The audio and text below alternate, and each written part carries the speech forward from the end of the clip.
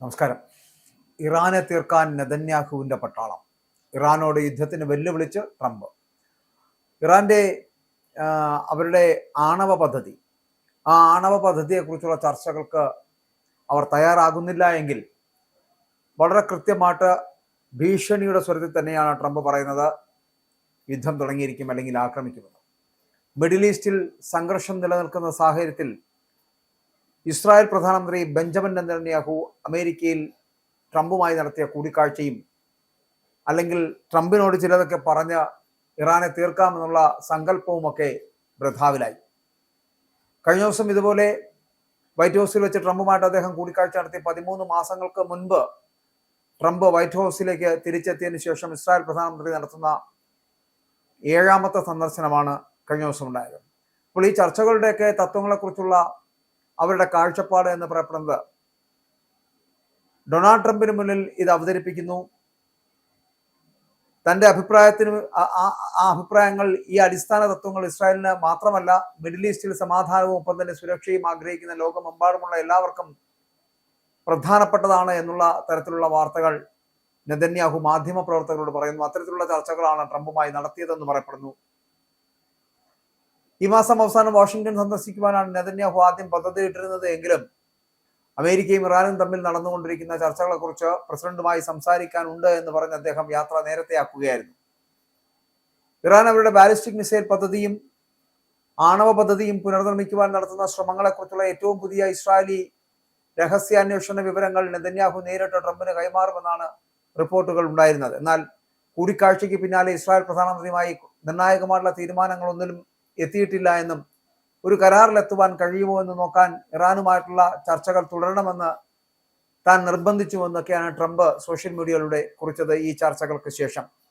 അപ്പോൾ ഇറാനുമായിട്ടുള്ള ഒരു ഉടമ്പടിയാണ് തന്റെ മുൻഗണനയെന്ന് നെതന്യാഹുവിനോട് പറഞ്ഞതായിട്ടാണ് ട്രംപ് വ്യക്തമാക്കിയിരിക്കുന്നത്. എന്നാൽ ഒരു കരാറിൽ എത്താൻ സാധിച്ചില്ല എങ്കിൽ അതിന്റെ ഫലം എന്തായിരിക്കുമെന്ന് നമുക്ക് കാണേണ്ടി വരുമെന്ന് അദ്ദേഹം മുന്നറിയിപ്പ് നൽകുന്നുണ്ട്. ഇത് ഇറാനെതിരായിട്ടുള്ള സൈനിക നടപടിക്കുള്ള സാധ്യതയാണ്. കഴിഞ്ഞ തവണ ഒരു കരാർ വേണ്ടെന്ന് ഇറാൻ തീരുമാനിച്ചപ്പോൾ അവർക്ക് മിഡ് നൈറ്റ് ഹാമർ അറിയാമല്ലോ, അമേരിക്കയുടെ ഒരു ആക്രമണം വന്ന് അവർക്ക് നേരിടേണ്ടി വന്നു. അതവർക്ക് നല്ല രീതിയിലല്ല സംഭവിച്ചത് അല്ലെങ്കിൽ ഭവിച്ചത് എന്നുള്ളതാണ്. ഇത്തവണ അവർ കൂടുതൽ വിവേകത്തോടെയും ഒപ്പം തന്നെ ഉത്തരവാദിത്തോടെയും പെരുമാറുമെന്നാണ് പ്രതീക്ഷിക്കുന്നത് എന്ന് ട്രംപ് പറയുമ്പോഴും ട്രംപിന്റെ സ്വരത്തിൽ ഭീഷണി ഉണ്ട് എന്നുള്ള കാര്യത്തിൽ തർക്കമില്ല.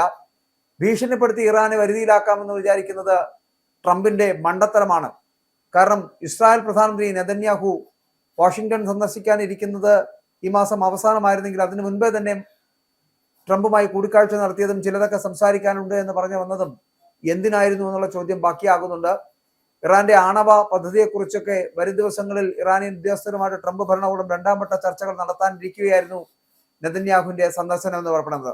ആ നെതന്യാഹുവിന്റെ സന്ദർശനം എന്ന് പറയപ്പെടുന്നത് ഇസ്രായേലിലേക്ക് വളരെ കൃത്യമായിട്ടും ആയുധങ്ങൾ വർഷിക്കുവാൻ തയ്യാറെടുക്കുവാൻ അല്ലെങ്കിൽ മിസൈൽ വർഷം നടത്തുവാൻ, ബോംബ് വർഷം നടത്തുവാൻ ഇറാൻ രണ്ടാമതൊന്ന് ആലോചിക്കേണ്ട സമയം അവർക്കില്ല. കാരണം നെതന്യാഹുവിന്റെ ഈ സന്ദർശനം പോലും ഇസ്രായേലിനെ രക്ഷപ്പെടുത്തുവാനും ഒപ്പം തന്നെ അമേരിക്കയെ കൊണ്ട് ഇറാനെ അടുപ്പിക്കുക എന്നൊരു ലക്ഷ്യം കൂടിയുണ്ട്.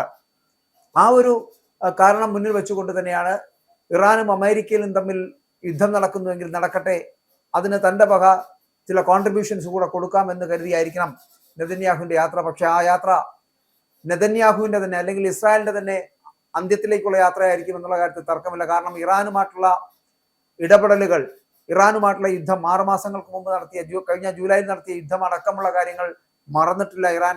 തിരിച്ചടി നൽകുമ്പോൾ നെതന്യാഹുവിന്റെ ഇസ്രായേലിനെ തകർത്തുകൊണ്ടായിരിക്കും അത്തരത്തിലൊരു തിരിച്ചടി തരിക എന്നുള്ള കാര്യത്തിൽ തർക്കവുമില്ല. അപ്പോൾ ഇവിടെ സാമ്പത്തിക പ്രശ്നങ്ങളെ ചൊല്ലി കഴിഞ്ഞ വർഷം അവസാനം ഇറാനിലുണ്ടായ രാഷ്ട്രീയ പ്രതിഷേധങ്ങൾ, അത് ഭരണകൂടത്തിന്റെ ക്രൂരമായിട്ടുള്ള അടിച്ചമർത്തലിലേക്ക് നീങ്ങുന്ന ഒരു കാഴ്ച ഉണ്ടായിരുന്നു എന്നാണ് പറയപ്പെടുന്നത്. ഇത് ആയിരക്കണക്കിന് മരണങ്ങൾക്കും 10,000-കണക്കിന് ആളുകളുടെ അറസ്റ്റിനും കാരണമായിട്ടുള്ള റിപ്പോർട്ടുകൾ പുറത്തു വരികയും ചെയ്തു.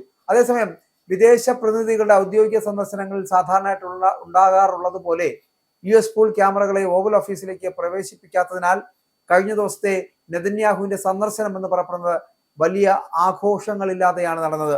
എന്നാൽ നെതന്യാഹുവിന്റെ ഓഫീസ് അദ്ദേഹത്തിന്റെ സമൂഹ മാധ്യമ അക്കൗണ്ടിൽ ഒരു ചിത്രം പങ്കുവച്ചു. വളരെ സ്വകാര്യമായാണ് നെതന്യാഹു വൈറ്റ് ഹൗസിലെത്തിയത്. അദ്ദേഹത്തിന്റെ വാഹനത്തിന്റെ വരവ് മാത്രമാണ് ക്യാമറകളിൽ പതിഞ്ഞതും.